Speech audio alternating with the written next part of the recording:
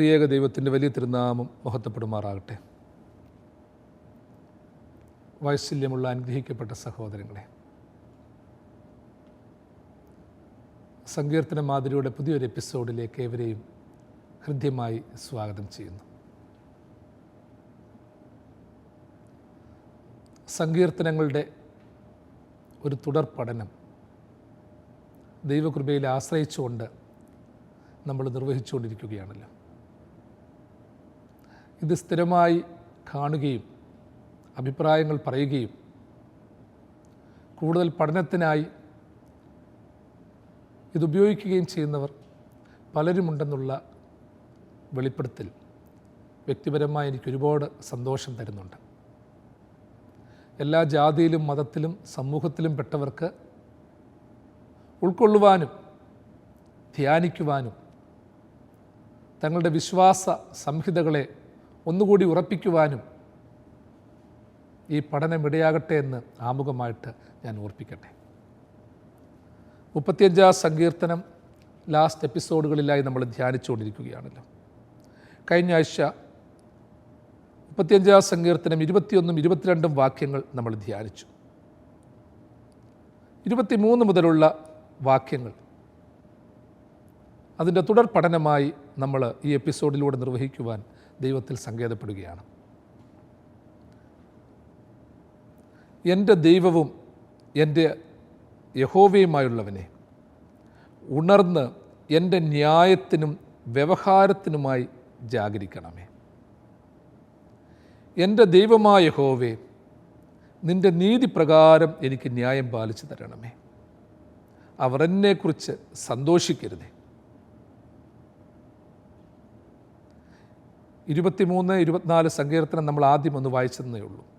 എൻ്റെ ദൈവവും എൻ്റെ യഹോവയുമായുള്ളവനെ, ഉണർന്ന് എൻ്റെ ന്യായത്തിനും വ്യവഹാരത്തിനുമായി ജാഗരിക്കണമേ.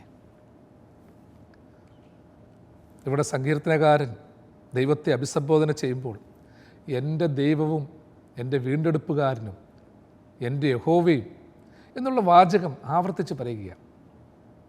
ഒരു ഭയങ്കര ഇൻറ്റിമസിയാണ് നടത്തുന്നത്. എൻ്റെ ദൈവം, ദൈവം സർവരുടെയും ദൈവമാണ്, സർവത്തിൻ്റെയും അധിപന്, എല്ലാ ജീവജാലങ്ങളുടെയും നിയന്താവാണ്, സ്രഷ്ടാവാണ്. പക്ഷെ ഭക്തൻ പ്രാർത്ഥിക്കുമ്പോൾ പറയുകയാണ്, എൻ്റെ ദൈവം, എൻ്റെ യഹോവയായുള്ളവനെ, അതിന് പാടില്ല എൻ്റെ വീണ്ടെടുപ്പുകാരനായുള്ളവനെ. ഈ ഒരു വാചകം ഹൃദയത്തിലേക്ക് തുളഞ്ഞു കയറുകയാണ്. ആ ഒരു വിളി നമ്മൾ എത്ര തവണ സങ്കീർത്തനങ്ങൾ വായിക്കുന്നു, അതിൻ്റെ ആ തീവ്രതയോടെ നമ്മൾ ഈ സങ്കീർത്തനങ്ങൾ വായിക്കുമ്പോൾ പ്രത്യേകിച്ച് ശ്രദ്ധിക്കണം. അതിൻ്റെ ഇൻറ്റൊണേഷൻ ശ്രദ്ധിക്കണം, വാചക ശൈലി, അർത്ഥങ്ങൾ. എന്തെങ്കിലും എടുത്ത് എന്തെങ്കിലും പറയുകയോ മനസ്സിലാക്കുക എന്നുള്ളതല്ല. പ്രസംഗത്തിൻ്റെ ഭാഗമാക്കുകയോ പ്രാർത്ഥനയുടെ ഭാഗമാക്കുകയോ ചെയ്യാൻ മാത്രമല്ല ഈ വേദപുസ്തകത്തിലെ ഓരോ വാചകങ്ങളും. ഭക്തൻ ദൈവത്തിൽ ലയിച്ചു ചേരുകയാണ്. ദൈവവും താനും ഒന്നായിത്തീരുന്ന ഒരു അനുഭവം. പൗലോസ് ശ്ലീഹ പഠിപ്പിച്ചിട്ടുള്ളതുപോലെ സ്വർഗത്തിലും ഭൂമിയിലും ഉള്ളതെല്ലാം ക്രിസ്തുവിലൊന്നായി ചേരുക. നമ്മൾ സാധാരണയായിട്ട് നമ്മുടെ സ്വന്തം എന്ന് പറയാൻ എൻ്റെ ജീവിത പങ്കാളി, എൻ്റെ കുഞ്ഞുങ്ങൾ, എൻ്റെ മാതാപിതാക്കൾ, എൻ്റെ വിദ്യാഭ്യാസം, എൻ്റെ ഭാവി, എൻ്റെ കൂട്ടുകാർ, എൻ്റെ സ്വത്ത്, എൻ്റെ ദർശനങ്ങൾ, എൻ്റെ വീക്ഷണങ്ങൾ, എൻ്റെ എഴുത്തുകൾ, എൻ്റെ ആരോഗ്യം, ഇങ്ങനെ എൻ്റെന്ന് ചേർത്ത് പറയാൻ ഒരുപാട് കാര്യങ്ങളുണ്ട്. നമ്മളെക്കുറിച്ച് പറയാൻ ഒത്തിരി കാര്യങ്ങളുണ്ട്. ഭക്തനായ സങ്കീർത്തനകാരൻ ഇവിടെ പറയുകയാണ്, എൻ്റെ ദൈവവും എൻ്റെ യഹോവയുമായുള്ളവനെ. ചില പ്രത്യേക സാഹചര്യങ്ങളിൽ നമുക്ക് സ്വന്തമെന്ന് പറയാൻ ഒന്നുമില്ലാതിരിക്കുന്ന ചില കാര്യങ്ങൾ വരും. പ്രിയമുള്ളവരെ, നമുക്ക് അഭിമാനിക്കാൻ എന്തു പറയും? എൻ്റെ സൗന്ദര്യം എന്ന് പറയാൻ പറ്റുമോ? സൗന്ദര്യം നഷ്ടപ്പെട്ടു പോകും. എൻ്റെ മാതാപിതാക്കളിൽ നിന്ന്, എന്നോടൊപ്പം എന്നുമുള്ള എൻ്റെ മാതാപിതാക്കളിൽ നിന്ന് നമ്മളിൽ എത്ര പേർക്ക് പറയാൻ പറ്റും? പലരുടെയും മാതാപിതാക്കൾ പോയി. എൻ്റെ സഹോദരങ്ങളിൽ നിന്ന് എത്ര പേർക്ക് എപ്പോഴും പറയാൻ പറ്റും? അവർ പലയിടത്തായിപ്പോയി, അവരവരുടേതായിട്ടായിപ്പോയി. പലപ്പോഴും പലരും പറയാറുണ്ട്, എനിക്ക് എൻ്റേതെന്ന് പറയാൻ ഞാൻ മാത്രമേ ഉള്ളൂ. എന്നുവെച്ചാൽ അവർ ദൈവസങ്കല്പത്തിലേക്ക് അങ്ങോട്ട് പറയുന്നില്ല. അതായത് ഒരു മനുഷ്യൻ്റെ ജീവിതത്തിലെ ഒരു പ്രത്യേക ഘട്ടത്തിലെത്തുമ്പോഴാണ്. അതുകൊണ്ടാണല്ലോ കാവ്യഭാവനകളിൽ പറയുന്നത്, ഞാൻ കരയുമ്പോൾ കൂടെ കരയാൻ എന്നോടൊപ്പം ആരുമില്ല, എൻ്റെ നിഴല് പോലും കരയാനില്ല. ചിലപ്പോൾ എനിക്ക് സ്വന്തമായിട്ടുള്ളത് നിഴലുകളാണ്, ചിലപ്പോൾ നിഴല് പോലും ഇല്ലാത്ത ആ ചൂട് കൂടിയ ചില കാലങ്ങളുണ്ട്. അപ്പം നിഴലില്ലാത്ത കണ്ണുനീരില്ലാത്ത ചില കാലങ്ങൾ സമയമുണ്ട്. ഒരു കാവ്യഭാവന ഇപ്രകാരമാണ്, നിങ്ങൾ കേട്ടിട്ടുണ്ടല്ലോ, എനിക്ക് മഴയിലൂടെ നടക്കാൻ ഭയങ്കര ഇഷ്ടമാണ്, കാരണം ഞാൻ കരയുന്നത് ആരും കാണത്തില്ല. മഴയിലൂടെ നടക്കുന്നത് ഇഷ്ടമാണ്, കരയുന്നത് ആരും കാണുന്നില്ല എന്ന് പറയുന്നത് പോലെ പ്രിയമുള്ളവരെ ഓർത്തോണം. എനിക്ക് സ്വന്തമായിട്ട് ഞാൻ ഒരു പ്രത്യേക ഘട്ടം കഴിയുമ്പോൾ ഞാൻ ആദ്യം പറഞ്ഞ എൻ്റെ എന്നുള്ള ചേർത്ത് പറയുന്ന ആ ഒരു കൺസെപ്റ്റൊക്കെ അങ്ങ് പോകും. എനിക്ക് ഞാൻ മാത്രമേ ഉള്ളൂ പ്രിയമുള്ളവരെ, എനിക്ക് ഞാൻ മാത്രമേ ഉള്ളൂ എന്ന് പറയുന്ന ഘട്ടവും പോകും പ്രിയമുള്ളവരെ. അതിൻ്റെ കാരണം എന്താണെന്നറിയാമോ? എനിക്ക് ഞാൻ പോലും ഇല്ലാതാകും. കാരണം എൻ്റെ സെൽഫിനോട്, എൻ്റെ ഹൃദയത്തോട് സംവേദിക്കാനുള്ള എൻ്റെ തലച്ചോറിൻ്റെ ശക്തി നഷ്ടമാകും, ഓർമ്മ നഷ്ടമാകും. ചിലപ്പോൾ നമ്മൾ എന്തൊക്കെ പഠിച്ചു എന്ന് പോലും മറന്നു പോകത്തില്ലേ, എന്തൊക്കെ പറഞ്ഞു എന്നുള്ളത് മറന്നു പോകും. നമുക്ക് നല്ല പരിചയമുള്ള കൂട്ടുകാരാ, ചിലപ്പോൾ നമ്മൾ ഓർക്കത്തില്ല, അയ്യോ ഞാൻ എവിടെയോ കണ്ടിട്ടുണ്ട്, എനിക്ക് ആ ഓർമ്മ പോലും നമുക്ക് നഷ്ടപ്പെട്ടു പോകും. നമ്മൾ പലപ്പോഴും യാത്ര ചെയ്ത ചില വഴിത്താരകൾ, നമുക്ക് കൈവെള്ള പോലെ പരിചയമുള്ള വഴിത്താരകൾ ചിലപ്പോൾ നമുക്ക് ഓർമ്മ കിട്ടത്തില്ല. അതുകൊണ്ട് എനിക്ക് ഞാനെന്ന് പോലും പറയാനില്ല, എൻ്റെ ശരീരമെന്ന് പോലും പറയാൻ പറ്റത്തില്ല. കാരണം രോഗാതുരമായി കഴിയുമ്പോഴത്തേക്ക് ശരീരം ചലിപ്പിക്കാൻ പറ്റാതെ വരും, ഓർമ്മ നഷ്ടപ്പെട്ടു പോകും, വെളിവ് നഷ്ടപ്പെട്ടു പോകും, മലമൂത്ര വിസർജനമൊക്കെ കിടക്കയിൽ കിടന്നുകൊണ്ടായിപ്പോകും. അപ്പോൾ അതുകൊണ്ട് എനിക്ക് ഞാനെന്ന് പോലും പറയാൻ പറ്റാത്ത അനുഭവം മാറിപ്പോകും, അതുമില്ലാതിരിക്കും. പക്ഷെ അങ്ങനെയുള്ള ഒരു സാഹചര്യത്തിലും എനിക്കും നിങ്ങൾക്കും മറവില്ലാതെ ശക്തമായി പറയാൻ പറ്റുന്ന, പറയേണ്ട ഒരു സാഹചര്യമാണ് ഇവിടെ ദാവീദ് പറഞ്ഞു തരുന്നത്. സങ്കീർത്തനക്കാരൻ പറയുന്നത്, എൻ്റെ ദൈവവും എൻ്റെ യഹോവയുമായുള്ളവനെ. നമ്മൾ ദൈവത്തിന് പലപ്പോഴും പല വ്യാഖ്യാനം കൊടുക്കും. തലമുറയായി സ്നേഹിക്കുന്ന ദൈവമെന്ന് പറയും, സർവേശ്വര എന്ന് പറയും, സർവശക്ത എന്ന് പറയും, എല്ലാം പറയും. അപ്പോൾ അതായത് നമ്മൾ ഈ ചില കാര്യങ്ങളൊക്കെ പറയുമ്പോഴത്തേക്ക് ദൈവത്തെ അങ്ങ് വേറൊരു തലത്തിലോട്ട് മാറും, നമ്മളുടെ വ്യക്തിജീവിതത്തിലേക്ക് കൊണ്ടുവരത്തില്ല. അതുകൊണ്ട് തമ്പുരാൻ്റെ മനുഷ്യാവതാരം എന്തിനാന്ന് ചോദിച്ചു കഴിഞ്ഞാൽ, അതായത് മനുഷ്യൻ്റെ രക്ഷയ്ക്ക് വേണ്ടിയാണ്. അതോടൊപ്പം തന്നെ സ്വർഗസ്ഥനായ പിതാവേ എന്ന് വിളിക്കാനുള്ള സ്വാതന്ത്ര്യം പുത്രനിലൂടെ ദൈവം നമുക്ക് നൽകി. അതേ പ്രിയമുള്ളവരെ, എൻ്റെ എന്ന് പറഞ്ഞ് എനിക്ക് അഭിമാനിക്കാൻ എന്നുള്ളത് എനിക്കും നിങ്ങൾക്കുമുള്ളത് എൻ്റെ ദൈവം മാത്രമാണ്. അവൻ എല്ലാവർക്കും വേണ്ടി പകുത്തു കൊടുത്തേക്കുക. ഈ ലോകത്ത് കോടാനുകോടി മനുഷ്യജീവികളുണ്ടെങ്കിലും, മൃഗങ്ങളും സസ്യലതാദികളും ഉണ്ടെങ്കിലും, എല്ലാവർക്കും ഓർത്തോണം, വിധവയ്ക്കും സാധുവിനും പറയാം, തളർന്നു കിടക്കുന്നവന് പറയാം, ഉന്നതന് പറയാം, എൻ്റെ ദൈവം. ഇന്നത്തെ കാലത്ത് പലപ്പോഴും ഓർത്തോണം, പല പരീക്ഷ ടെസ്റ്റുകൾക്ക് വേണ്ടി ഓടി നടക്കുക, പിതൃത്വം തെളിയിക്കാൻ വേണ്ടി ഓടി നടക്കുക. അതായത് എൻ്റെ പിതാവ് ഇന്നാളാണെന്ന് പറഞ്ഞുകൊണ്ട് പലരും മുന്നോട്ട് വരുന്നുണ്ട്. അപ്പോൾ ടെസ്റ്റുകൾക്ക് വേണ്ടി നടക്കുക. ഞാൻ നിൻ്റെ പിതാവുമല്ല, ഞാൻ നിൻ്റെ മാതാവുമല്ല എന്ന് മാതാപിതാക്കൾ തള്ളിപ്പറയുന്ന ചില വ്യക്തിത്വങ്ങളുണ്ട്. ഒരു ഐഡൻറ്റിറ്റി ക്രൈസിസിൽ പോകുന്നവരുണ്ട്. അവർക്ക് അവരുടെ മകനായി, സ്വന്തം മകളായി ചിലരെ ഉൾക്കൊള്ളാൻ പറ്റത്തില്ല. അതവരുടെ വ്യക്തിത്വത്തെ ബാധിക്കും, സാമൂഹ്യ ചിന്തകളെ, ജാതീയ ചിന്തകളെ ബാധിക്കും. ചിലപ്പോൾ ജീവനോടിരിക്കുന്നവരോ മരിച്ചുപോയവരോ ആകാം. ചിലർ കേസും വഴക്കുമായി നടക്കുന്നുണ്ട്. ചിലർക്ക് പിതൃസ്വത്തോ മാതൃസ്വത്തോ ഒന്നും വേണ്ട. ചിലർ പറയാറുണ്ട്, അദ്ദേഹം എൻ്റെ പിതാവാണ്, അത് ഉറപ്പാണ്, എനിക്കത് തെളിയിച്ചു തന്നാൽ മതി. ഇവരെൻ്റെ മാതാവാണ്, അതെനിക്ക് തെളിയിച്ചു തന്നാൽ മാത്രം മതി.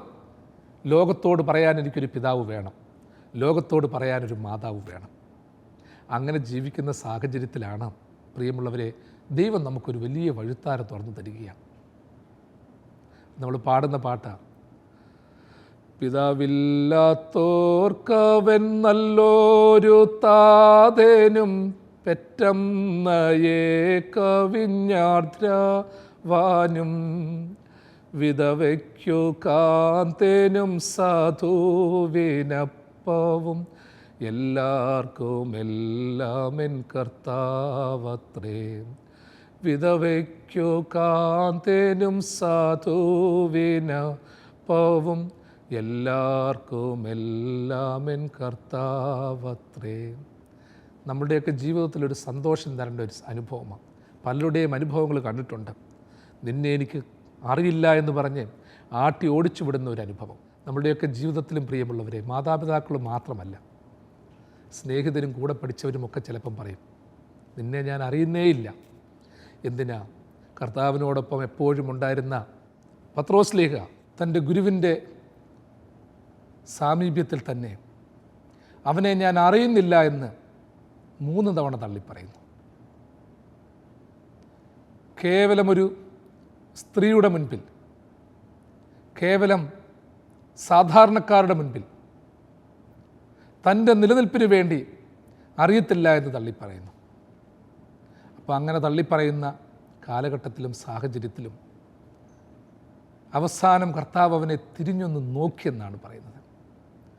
പശ്ചാത്താപ വിവശനായി പത്രോസ് ഓടിപ്പോയെന്നും പറയുന്നുണ്ട്.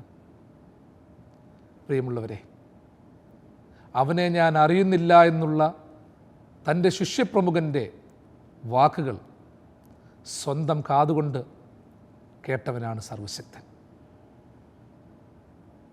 സർവശക്തനായ ദൈവത്തിൻ്റെ മുഖത്ത് നോക്കി, എൻ്റെ ദൈവവും എൻ്റെ യഹോവയുമായുള്ളവനെ എന്ന് ഒരു ഭക്തൻ നിലവിളിക്കുമ്പോൾ അതൊരു വലിയ പ്രതീക്ഷയാണ്. അതെ, എൻ്റെ ദൈവം എൻ്റെ സ്വന്തമാണ്, എൻ്റെ ദൈവം എൻ്റെ അവകാശമാണ്, എൻ്റെ ദൈവം എൻ്റെ എല്ലാമാണ്, എനിക്കെൻ്റെ സ്വന്തമെന്ന് ഉറപ്പിച്ച് പറയാനുള്ള ഒരു നിക്ഷേപം അവനാണ്. ബാങ്കുകളിലെ നിക്ഷേപത്തിന് ഉയർച്ചതാഴ്ചകളുണ്ടാകാം.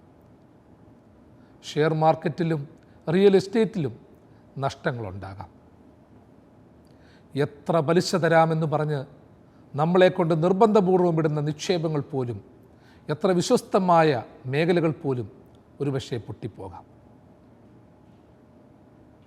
നദികളിലെ വെള്ളം വറ്റിപ്പോകാം, പർവ്വതങ്ങൾ ഇടിഞ്ഞു താണു പോകാം, എല്ലാം സംഭവിക്കാം. അതുവരെയുള്ളവർ മാറിപ്പോകാം.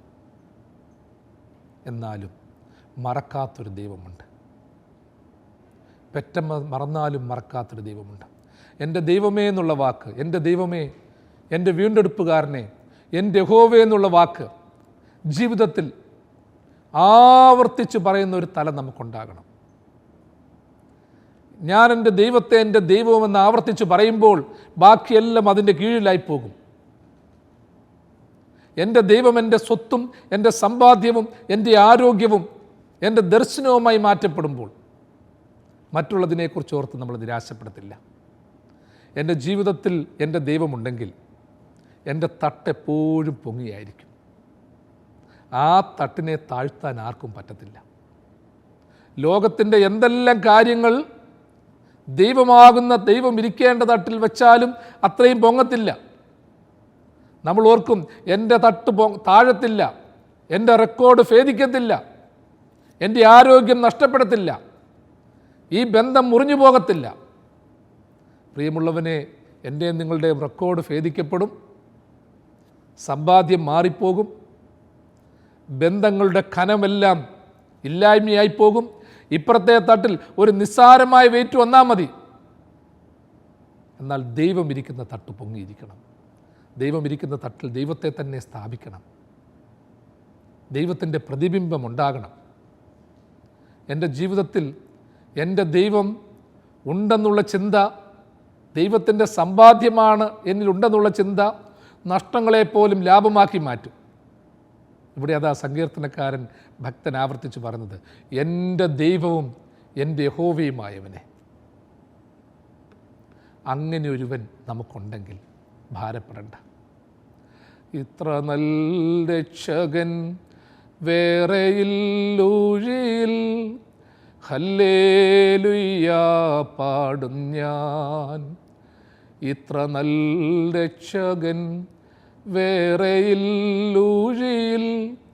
ഹല്ലേലൂയ പാടും ഞാൻ. ദാവീദ് തുടർന്നും പ്രാർത്ഥിക്കുകയാണ്, എൻ്റെ ദൈവവും എൻ്റെ യഹോവയുമായുള്ളവനെ ഉണർന്ന് എൻ്റെ ന്യായത്തിനും വ്യവഹാരത്തിനുമായി ജാഗരിക്കണമേ.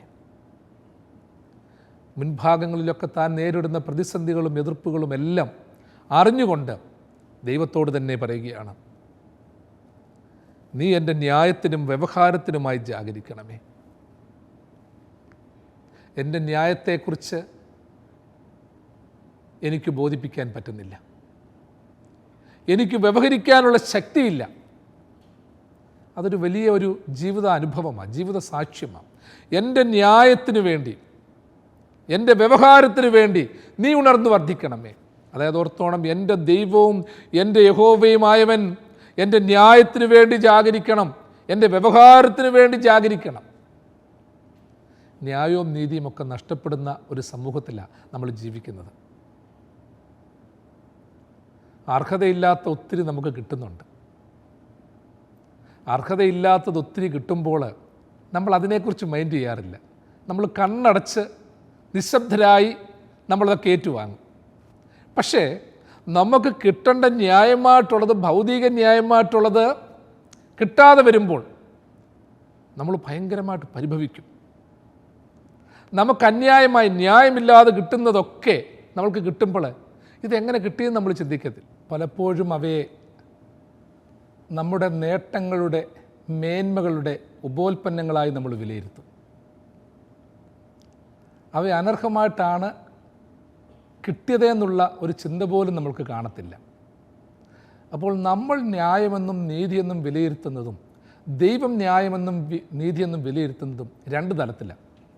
ചിലപ്പോൾ നമ്മൾ ന്യായമെന്ന് കാണുന്ന ചില കാര്യങ്ങളൊക്കെ ദൈവസന്നിധിയിൽ അന്യായമായിരിക്കും. നമ്മൾ നീതിയെന്ന് കാണുന്ന ചിലതൊക്കെ ദൈവസന്നിധിയിൽ അനീതിയായിരിക്കും. അപ്പോൾ ഒരു പ്രത്യേക സാഹചര്യം കഴിഞ്ഞപ്പോൾ, പ്രത്യേകിച്ചൊരു ഭരണാധിപനായി ഉയർത്തപ്പെട്ട, പ്രവാചകനായി ഉയർത്തപ്പെട്ട ദാവീദ് ദൈവസന്നിധിയിലേക്ക് നോക്കിക്കൊണ്ട് പറയുകയാണ്, ദൈവമേ, എൻ്റെ ന്യായത്തിനും നീതിക്കും വേണ്ടി, വ്യവഹാരത്തിനും വേണ്ടി നീ ജാഗരിക്കണമേ. അതായത് സ്വന്തമായി കുറേ നാൾ ഓടി എൻ്റെ ന്യായം ഇന്നതാണ്, എൻ്റെ നീതി ഇങ്ങനെയാണ്, ഇന്ന രീതിയിലാകണം, ഞാൻ ന്യായത്തിന് വേണ്ടി പ്രവർത്തിക്കുന്നവനാണ് എന്ന് കുറേ നാൾ പറഞ്ഞു കഴിഞ്ഞപ്പോൾ ദാവീദ് തന്നെ ഒരു പുതിയ തലത്തിലേക്ക് പ്രവേശിക്കുകയാണ്. ഭക്തൻ ആത്മീയതയുടെ മറ്റൊരു തലത്തിലേക്ക് പ്രവേശിക്കുന്നു. ഞാൻ വിചാരിച്ചതൊന്നുമല്ല ന്യായവും നീതിയും, ഞാൻ വിചാരിച്ചതൊന്നുമല്ല ദൈവത്തിൻ്റെ നീതി. അനർഹമായിട്ടുള്ള പല കാര്യങ്ങളെയും ഞാൻ അർഹമെന്നും അന്യായമായിട്ടുള്ളതിനെയൊക്കെ ന്യായമായിട്ട് ഞാൻ വിലയിരുത്തിയിട്ടുണ്ട്. എൻ്റെ നിങ്ങളുടെയും ഒക്കെ ജീവിതത്തിൽ എപ്പോഴും വിലയിരുത്തേണ്ട കാര്യം ഇതാണ്. എനിക്കും നിങ്ങൾക്കും നീതിയും ന്യായവും നിഷേധിക്കപ്പെടുന്നുവെന്ന് കാണുമ്പോൾ ഒരു കാര്യം ചിന്തിക്കണം. ഏതൊക്കെ കാര്യങ്ങളിൽ ന്യായവും നീതിയും നിഷേധിക്കപ്പെട്ടു, ഏതൊക്കെ മേഖലകളിൽ നിന്ന് ഞാൻ മാറ്റി നിർത്തപ്പെട്ടു, എങ്ങനെയാണ് ഞാൻ മാറ്റി നിർത്തപ്പെട്ടത്, ഏത് മേഖലയിലേക്കാണ് ഞാൻ ഉപേക്ഷിക്കപ്പെട്ടത്, ആരൊക്കെയാണ് എൻ്റെ നീതിയും ന്യായവും തള്ളിക്കളഞ്ഞത്. ചിലപ്പോൾ നമ്മളെക്കുറിച്ചൊക്കെ ഒരു കാര്യം ഹൃദ്യമായിട്ട് ചിന്തിച്ചാൽ ദൈവനാമത്തിൽ നമ്മൾ ശ്രദ്ധിക്കാൻ പറ്റും, പ്രാർത്ഥനാപൂർവ്വം ചിന്തിക്കാൻ പറ്റും. നമ്മൾ അന്യായമായി അനുഭവിച്ചിട്ടുള്ള, ന്യായമെന്ന് നമ്മൾ വിലയിരുത്തിയിട്ടുള്ള, അനീതിയായിട്ടുള്ളത് നീതിയായി മാറ്റപ്പെടുത്തിയിട്ടുള്ള കാര്യങ്ങളുടെ കണക്കൊന്ന് എഴുതി നോക്കി വെച്ചാൽ മതി. ഒരു ചെറിയ ബുക്ക് എടുത്തൊന്ന് എഴുതി നോക്കി വെച്ചാൽ മതി. ദൈവമേ, എനിക്ക് കിട്ടേണ്ടാത്തത് എനിക്ക് ഏതൊക്കെ മേഖലയിൽ കിട്ടി, കിട്ടേണ്ടാത്തത് എന്തൊക്കെ ഞാൻ അനുഭവിച്ചു, അത് നോക്കിക്കഴിഞ്ഞാൽ നമ്മളുടെ ജീവിതം തൊട്ട് ഇന്നു വരെയുള്ള അനുഭവങ്ങൾ വരെയും ഒരു നല്ല ശതമാനം ആ ഒരു കോളത്തിൽ എഴുതാൻ പറ്റും. എന്നാൽ എനിക്ക് ന്യായമായിട്ടുള്ളത് എവിടെയൊക്കെ മാറ്റി നിർത്തപ്പെട്ടു. ഒരുപക്ഷെ പ്രിയമുള്ളവരെ ഓർത്തോണം, ലോകം നമ്മളുടെ നീതിയും ന്യായങ്ങളുമൊക്കെ തള്ളിക്കളയുമ്പോഴും നമ്മൾ അനുഭവിച്ചിട്ടുള്ള അനുഭവങ്ങളുടെ ഒരു ചെറിയ കണിശം പോലും, ഒരു ചെറിയ അംശം പോലും അവിടെ വന്നിട്ടില്ല എന്നുള്ളത് യാഥാർത്ഥ്യമാണ്. നമ്മൾ പലപ്പോഴും അത് മറന്നു പോകുന്നുണ്ട്. അതുകൊണ്ട് തന്നെയാണ് പറയുന്നത്, ദൈവമേ, എൻ്റെ നീതിക്ക് വേണ്ടി, എൻ്റെ ന്യായത്തിന് വേണ്ടി എൻ്റെ ദൈവം ജാഗരിക്കണം. എനിക്ക് നീതിയെന്നും ന്യായമെന്നും തോന്നുന്നതൊക്കെ ദൈവസന്നിധിയിൽ ഇട്ട് കൊടുക്ക്. ദൈവത്തിൻ്റെ കരുണയുടെ ഒരു വലിയ ഒരു പേടകമുണ്ട്, ഒരു വലിയ കൊട്ടയുണ്ട്. ഞാൻ ന്യായമെന്നും നീതിയെന്നും പറയുന്ന അനുഭവങ്ങൾ കണ്ണുനീരോടതൊക്കെ ദൈവസന്നിധിയിലോട്ട് സമർപ്പിച്ച് ദൈവം അത് അരിച്ച് നമ്മൾക്ക് കാണിച്ചു തരും. നീ ന്യായമെന്ന് പറയുന്നത് മകനെ ഇത്ര മാത്രമേ ഉണ്ടായിരുന്നുള്ളൂ. നമ്മൾ പലപ്പോഴും പലരെക്കുറിച്ചും ന്യായമെന്നുള്ള രീതി പരാതികൾ പറയും. അയ്യോ, എന്നോട് അവൻ അങ്ങനെ ചെയ്തു, ഇവൾ ഇങ്ങനെ ചെയ്തു, എൻ്റെ മാതാപിതാക്കൾ അങ്ങനെ ചെയ്തു. എനിക്ക് കിട്ടേണ്ടതൊന്നും കിട്ടിയിട്ടില്ല, ഞാൻ ഇത്രയൊക്കെ പഠിച്ചു, ഇത്ര വിദ്യാസമ്പന്നനായി, ഇത്രമാത്രം നന്മ പ്രവൃത്തികൾ ചെയ്തു. ദൈവം അതൊക്കെ ഒരു പ്രത്യേകമായ ഗ്രേഡിങ്ങിൽ നമ്മൾക്ക് തിരികെ തരും. ദൈവത്തിൻ്റേതായ ഒരു പ്രോഗ്രസ് റിപ്പോർട്ടുണ്ട്. ദൈവം നമ്മൾ ഈ പറഞ്ഞിട്ടുള്ള ഒരു പരീക്ഷ പോലെ എഴുതി ദൈവസന്നിധിയിൽ സമർപ്പിച്ച, പ്രാർത്ഥനയോട് സമർപ്പിച്ച ഓരോന്നിൻ്റെയും അടിയിൽ അണ്ടർലൈൻ ഇട്ട് തരും.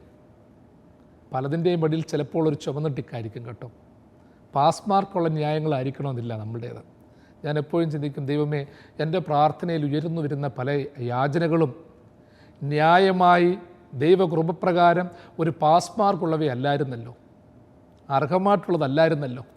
കാരണം തോൽവിയുടെ കാണാക്കയങ്ങളിൽ കിടക്കുമ്പോഴും, അനീതിയുടെ അങ്ങേയറ്റത്ത് കിടക്കുമ്പോഴും, തിന്മയുടെ മൂടി നിറഞ്ഞു നിൽക്കുമ്പോഴും, കാർമേഘത്താൽ ചുറ്റപ്പെട്ടിരിക്കുമ്പോഴും, ദൈവമേ, ഞാൻ പലപ്പോഴും പറഞ്ഞു ഇതൊക്കെ നന്മയാണ്, ഞാൻ പ്രാർത്ഥിക്കുന്നുവെന്ന് പലപ്പോഴും അഭിമാനിക്കും. ദൈവമേ, എൻ്റെ പ്രാർത്ഥനയിൽ എത്ര പ്രാർത്ഥന നിനക്കുള്ള പ്രാർത്ഥനയായിട്ട് വന്നു. നമ്മുടെ ഓരോരുത്തരുടെയും ജീവിതത്തിൽ ചിന്തിക്കണം പ്രിയമുള്ളവരെ. ഞാൻ പ്രാർത്ഥിക്കുന്നുണ്ട്, വേദപുസ്തകം വായിക്കുന്നുണ്ട്, ധ്യാനിക്കുന്നുണ്ട്. ഇതൊക്കെ പലപ്പോഴും നമ്മൾ അഭിമാനത്തോടെ പറയുന്നതാണ്. എന്നാൽ നമ്മൾ ആരോടാണോ പ്രാർത്ഥിക്കുന്നത്, ആ പ്രാർത്ഥിക്കുന്നവൻ ഒരു സാക്ഷ്യപ്പെടുത്തൽ തരണം. അവൻ പ്രാർത്ഥനയെ അംഗീകരിക്കണം. നമ്മൾ വലിയ പ്രസംഗങ്ങളൊക്കെ നടത്തും, പക്ഷേ നമ്മുടെ ശ്രോതാക്കൾക്ക് അത് എത്രത്തോളം മനസ്സിലായെന്നുള്ളതൊരു ചോദ്യമാണ്. അവരെത്ര ഫോളോ ചെയ്യുന്നു എന്നുള്ളതൊരു പ്രധാനപ്പെട്ട കാര്യമാണ്. നമ്മുടെ ജീവിതത്തിൽ തന്നിരിക്കുന്ന അവസരങ്ങൾ നമ്മൾ ആടിത്തീർത്തത് കൊണ്ട് മാത്രമായില്ല. സംവിധായകൻ പറയുന്ന രീതിയിൽ ആടണം, ആക്ട് ചെയ്യണം. സംവിധായകന് സമയമുണ്ട്, സാഹചര്യമുണ്ട്. നമുക്ക് തോന്നുന്ന രീതിയിൽ സമയമെടുക്കാൻ അവകാശമില്ല. അതിനൊരു പ്ലോട്ടുണ്ട്. പല കാര്യങ്ങളെ ആശ്രയിച്ചിരിക്കുകയാണ് ഒരു അഭിനയം. അഭിനയം പോലും പല കാര്യങ്ങളെ ആശ്രയിച്ചിരിക്കുന്നുവെങ്കിൽ ജീവിതം അതിലും എത്രയും അധികമായ കാര്യങ്ങളെ ആശ്രയിച്ചിട്ടുണ്ട്. ഓരോ സീനുകളും മുമ്പേ നമ്മൾ പറഞ്ഞതുപോലെ, കഴിഞ്ഞ എപ്പിസോഡിൽ പറഞ്ഞതുപോലെ, റീടേക്കുകൾക്കുള്ള സമയമുണ്ട്. എന്നാൽ ജീവിതത്തിലെ ചില കാര്യങ്ങൾക്കൊന്നും റീടേക്കുകളില്ല പ്രിയമുള്ളവരെ. ഭൗതികമായി നമ്മൾ എഴുതുന്ന പരീക്ഷകളൊക്കെ ആദ്യം പഠിക്കുന്നു, പിന്നെ പരീക്ഷ എഴുതുന്നു. ജീവിത പരീക്ഷയിൽ അങ്ങനല്ല. അവിടെ ആദ്യം പരീക്ഷയാണ്, പിന്നെ ആ പാഠങ്ങൾ പഠിക്കുന്നത്. അതുകൊണ്ടല്ലേ പറയുന്നത്, നമ്മൾ പറയത്തില്ലയോ, ഞാൻ ഒത്തിരി പാഠങ്ങൾ പഠിച്ചു. ആദ്യം പരീക്ഷയും പിന്നെ പാഠങ്ങൾ പഠിക്കുന്ന ജീവിതം. എന്നാൽ പഠിച്ചിട്ട് എഴുതുന്ന ഭൗതിക പരീക്ഷയും, ഇത് രണ്ടും വ്യത്യാസമുണ്ട്. എൻ്റെ നീതിയും എൻ്റെ വീണ്ടെടുപ്പുകാരനും യഹോവയാണെന്ന് പറയുമ്പോൾ എൻ്റെ നീതി ഇനിയും ഒരുപാട് വികസിക്കാനുണ്ട്, ദൈവത്തോട് ചേരാനുണ്ട്, ദൈവത്തോട് അടുക്കാനുണ്ട്. ദൈവം നീതി എന്ന് പറയുന്നത് വരെയും, ദൈവം ന്യായമെന്ന് പറയുന്നത് വരെയും നമ്മൾ മുൻപോട്ട് ഓടിക്കൊണ്ടിരിക്കണം, നമ്മൾ പ്രവർത്തിച്ചു കൊണ്ടിരിക്കണം. പ്രവർത്തിക്കുമ്പോൾ രാഗിത്തേച്ച ഒരു ഉത്തേജക വസ്തു പോലെ, തിളക്കമേറിയ ഒരു ലോകം പോലെ നമ്മുടെ ജീവിതവുമായി മാറും. അതിനുവേണ്ടിയാണ് പ്രിയമുള്ളവരെ പ്രാർത്ഥിക്കേണ്ടത്. വീണ്ടും പറയുന്നു, ദാവീദ് പറയുന്നു, ഉണർന്ന് എൻ്റെ ന്യായത്തിന് നീ ജാഗരിക്കണം, ഇനി വ്യവഹാരത്തിന് വേണ്ടി നീ ജാഗരിക്കണം. എൻ്റെ വ്യവഹാരം എന്ന് പറയുന്നത് നമുക്ക് ഓർത്തോണം, ജീവിതത്തിൽ വ്യവഹാരമില്ലാത്ത സമൂഹമില്ല, രാജ്യങ്ങളില്ല, കുടുംബങ്ങളില്ല, വ്യക്തികളില്ല. ഏതെങ്കിലും ഓരോ കാര്യത്തിൽ നമ്മളിങ്ങനെ വ്യവഹരിച്ചുകൊണ്ടിരിക്കുകയാണ്. കോടതി വ്യവഹാരം കാണും, സാമൂഹിക വ്യവഹാരങ്ങൾ കാണും, വ്യക്തിഗതമായ വ്യക്തിപരമായ ആന്തരികമായ വ്യവഹാരങ്ങൾ കാണും. ഇങ്ങനെ വ്യവഹാരങ്ങളുടെ കണക്ക് ഒത്തിരിയാണ്. അതുകൊണ്ട് തന്നെ നമ്മൾ ഹൃദയപൂർവ്വം ചിന്തിക്കേണ്ടത്, പ്രാർത്ഥനയോടുകൂടി ചിന്തിക്കേണ്ടത്, ദൈവമേ, നീ എനിക്ക് വേണ്ടി വ്യവഹരിക്കണം. ജീവിതത്തിലെ പല അനുഭവങ്ങൾക്കും പലതിനു വേണ്ടി ഞാൻ ഒത്തിരി വ്യവഹരിച്ചിട്ടുണ്ട്, ഒരുപാട് പരാതിപ്പെട്ടിട്ടുണ്ട്, ആവലാതി പറഞ്ഞിട്ടുണ്ട്. നമ്മളിൽ ആവലാതി പറയാത്തവർ എത്ര പേരുണ്ട് പ്രിയമുള്ളവരെ? പരാതി പറയാത്തവർ എത്ര പേരുണ്ട്? നമ്മളെല്ലാം ആവലാതിയും പരാതിയും ഒക്കെ പറയുന്നവരാണ്. ഇതിനൊക്കെ ഒരു ലിമിറ്റേഷൻസ് ഉണ്ട്. ഇതെല്ലാം ദൈവത്തിൻ്റെ കൈകളിലേക്ക് കൊടുക്കുക. നമ്മൾ ചിലരോട് ന്യായീകരിക്കുവാൻ വേണ്ടി വ്യവഹാരം നടത്തിയിട്ടുണ്ട്. എൻ്റെ നന്മ ഉയർത്തിക്കാണിക്കാൻ വ്യവഹാരം നടത്തിയിട്ടുണ്ട്. ഞാൻ പറയുന്നത് സത്യമാണെന്ന് മറ്റുള്ളവരെ പഠിപ്പിക്കാൻ വേണ്ടി വ്യവഹരിച്ചിട്ടുണ്ട്. അതിനുവേണ്ടി എന്ത് സമയം കളഞ്ഞു, എത്ര പണം കളഞ്ഞു, എത്ര ആരോഗ്യം കളഞ്ഞു. നന്മ പ്രവർത്തിക്കാനുള്ള പല കാര്യങ്ങളും നമ്മൾ വ്യവഹരിച്ചുകൊണ്ടിരിക്കുകയായിരുന്നു. പഠിക്കേണ്ട പല കാര്യങ്ങളുടെ സമയത്ത്, ധ്യാനിക്കേണ്ട കാര്യങ്ങളുടെ സമയത്ത്, നന്മ പ്രവർത്തിക്കേണ്ട സമയത്ത് ജീവിതത്തിൽ കൂടുതലും ഉണ്ടായിരുന്നത് വ്യവഹാരത്തിന് വേണ്ടിയുള്ള ഓട്ടമായിരുന്നു. അതാണ് പറയുന്നത്, യഥാർത്ഥ ന്യായദാതാവായ ദൈവത്തോട് പറയുക, നീ എനിക്ക് വേണ്ടി വ്യവഹരിക്കണം എന്ന് വെച്ചാൽ എനിക്ക് അഡ്വക്കേറ്റ് ഇല്ല, എനിക്കൊരു നല്ല വക്കീലില്ല എൻ്റെ ദൈവമേ, എനിക്ക് തെളിവ് കാണിക്കാനില്ല എൻ്റെ ദൈവമേ, എനിക്ക് സാക്ഷ്യം പറയാൻ ആരുമില്ല. എൻ്റെ ന്യായാധിപനും ന്യായദാതാവും എനിക്ക് വേണ്ടി വക്കാലത്ത് പറയുന്നവനും എനിക്ക് വേണ്ടി സാക്ഷി പറയുന്നവനും ഒക്കെ നീയാകണം. ലോക നിയമപ്രകാരം ഒരു ജഡ്ജിയുണ്ട്, ഒരു വക്കീലുണ്ട്, ഒരു സാക്ഷിയുണ്ട്, പരാതിക്കാരനുണ്ട്, എതിരാളിയുണ്ട്, എല്ലാവരുമുണ്ട്. പക്ഷേ ദൈവത്തോടെടുക്കുന്ന ഭക്തൻ പറയുന്നത്, എനിക്ക് പരാതി എന്ന് പറയാൻ പരാതിക്കാരനായ ഞാൻ പോലും അവിടെ അപ്രസക്തനാവുകയാണ്. പരാതി പറഞ്ഞ് എനിക്ക് പരാതി ഇനിയും പറയാനില്ല, എനിക്ക് വേണ്ടി വക്കാലത്ത് പറയാനില്ല, എൻ്റെ ന്യായത്തിന് വേണ്ടി സാക്ഷിയാകാനില്ല. അതുകൊണ്ട് ന്യായാധിപനും നീതിയുമായ ദൈവം എനിക്ക് ന്യായം പാലിച്ചു തരണം. ആ ന്യായദാതാവിൻ്റെ മുൻപിൽ തന്നെ സമർപ്പിച്ചുകൊണ്ട് മുൻപോട്ട് പോകുവാനിടയായി തീരണം. ദൈവമേ, നീ എൻ്റെ ന്യായവും നീ എൻ്റെ പരിപാലകനുമാകണമേ. ദൈവം തൻ്റെ വലങ്കരം നീട്ടി നിങ്ങളെല്ലാവരെയും സദാകാലവും വാഴ്ത്തി അനുഗ്രഹിക്കുമാറാണ്.